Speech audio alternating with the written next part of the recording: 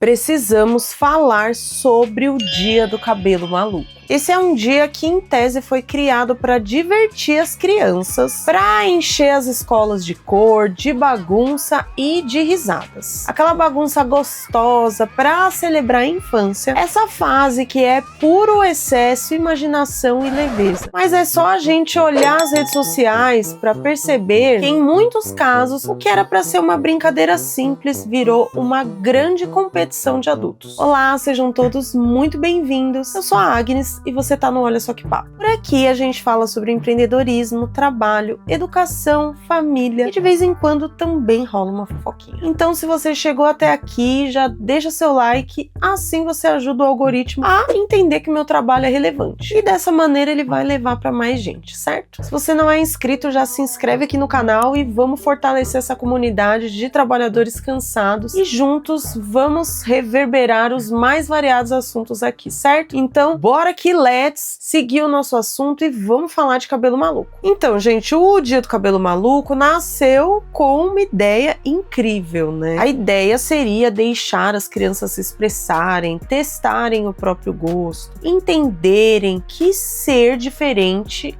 é legal. É um exercício de criatividade, autoestima e liberdade para eles. Só que aos poucos essa leveza acabou se perdendo. E o que era um gesto de autonomia infantil se transformou em muitos casos num palco pro ego dos pais. Hoje não é raro a gente ver produções que mais parecem fantasia de carnaval, né? Perucas, adereço de festa, penteados que demandam horas de preparação e, claro, fotos com pose, legendas, vídeos editados e por aí vai. Tudo isso embalado por uma estética she's so cool. Olha como nosso cabelo ficou diferente, sabe? Mas no fundo o esforço que devia ser da criança para criar algo com a própria imaginação vira um projeto dos adultos. E quando a gente olha para esse comportamento, dá para perceber como a lógica das redes sociais atravessou até os momentos mais simples da infância. Até a brincadeira virou performance. A criatividade virou competição. E o riso espontâneo deu lugar à preocupação com o enquadramento da foto. Foda, né? É claro que existe um lado bonito nisso, que são os pais participando da vida dos filhos, ajudando, se envolvendo e compartilhando memórias. A gente não pode negar isso, porque é importante, né? Inclusive porque às vezes a nossa vida tá tão corrida que um evento desse acaba servindo para fazer a gente que é pai e mãe dar um break e voltar mais a nossa atenção para as atividades escolares. E sim, né, essa atividade na escola é muito importante. Mas o problema é quando o envolvimento vira controle. Quando o cabelo maluco deixa de ser o cabelo da criança e passa a ser o da imagem que o adulto quer mostrar, sabe? A gente vive uma era em que o mostrar vale mais do que viver. E o Dia do Cabelo Maluco, de forma simbólica, acabou se tornando mais um espelho dessa cultura. Curioso é que para a criança o sentido continua sendo outro. Elas não estão preocupadas com curtida, like, nem aprovação. Bom, pelo menos por enquanto, né? Porque criança assimila e aprende pelo exemplo. Eles só querem se divertir, se sentir diferentes por um dia, brincar de quem eles querem ser. E é justamente aí que mora a beleza desse dia. No brilho nos olhos, quando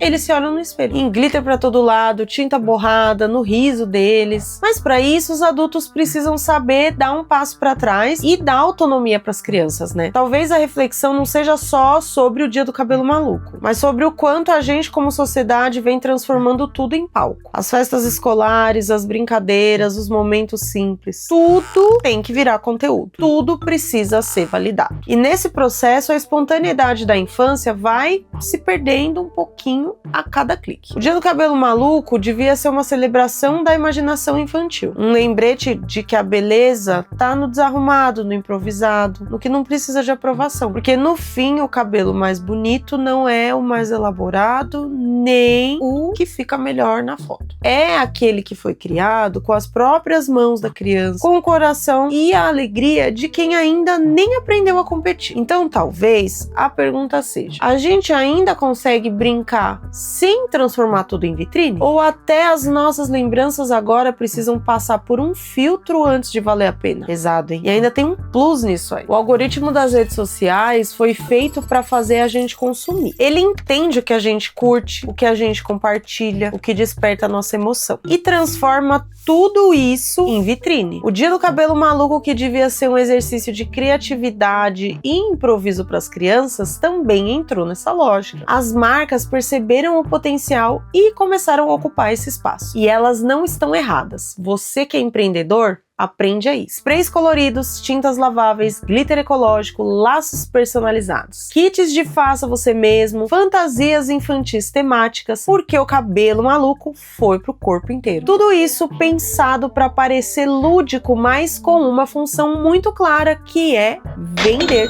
E o curioso é que esse consumo não nasce do desejo da criança, mas sim do olhar do adulto. O pai ou a mãe vê um vídeo com ideias incríveis de cabelo maluco, um tutorial patrocinado, um kit exclusivo para escolas e sente aquela vontade de reproduzir. É o algoritmo operando. Ele mistura emoção com desejo e transforma afeto em oportunidade de compra. O resultado é que um dia que poderia ser resolvido com papel crepom, glitter, fita adesiva e utensílios que a gente já tem em casa, vira uma vitrine e uma produção cara. E o que era para ser uma celebração da imaginação acaba se tornando um reflexo da lógica do consumo. O capitalismo faz isso muito bem. Ele pega uma coisa genuína, simples e afetiva e transforma num produto. Ele vende a ideia de ser criativo, mas dentro de um pacote pronto com código de barras e prazo de validade. E a gente muitas vezes compra não só o produto, mas o sentimento de estar fazendo parte de algo. A gente quer que os nossos filhos tenham o cabelo mais bonito, o penteado mais criativo, o registro mais elogiado, muitos mais likes, mas no fundo a gente está sendo conduzido por um sistema que monetiza até o nosso orgulho. No fim das contas, o Dia do Cabelo Maluco se torna também uma vitrine do capitalismo afetivo, aquele que transforma o amor em ferramenta de consumo.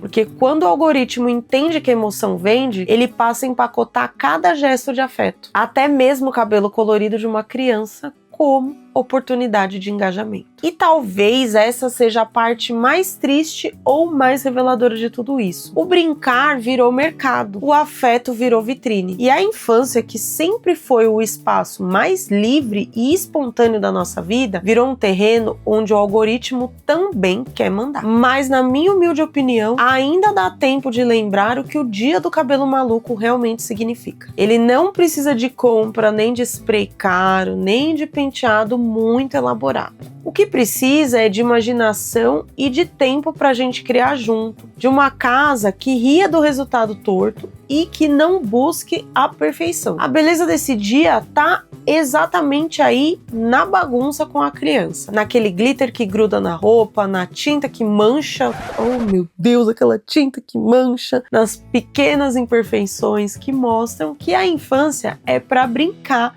e não para se exibir. Quando o adulto entende que a brincadeira não precisa ser bonita para ser importante, ele devolve às crianças o direito de se expressar sem medo. E talvez seja isso que o Dia do Cabelo Maluco ensine. Que o simples ainda pode ser especial. Que o amor não precisa de embalagem para ser bonito. E que um cabelo pintado de papel crepom vale muito mais do que um penteado que foi feito para viralizar. No fim, o que fica não é o post nem o elogio, é a risada da criança. Aquele riso leve, livre e que nasce do improviso. E é por isso que eu queria falar com vocês sobre o Dia do Cabelo Maluco. Porque no meio de tanta pressa e tanta vitrine, ele ainda lembra a gente o que é ser genuíno. Cuidem das crianças e da família de vocês, tá, pessoal?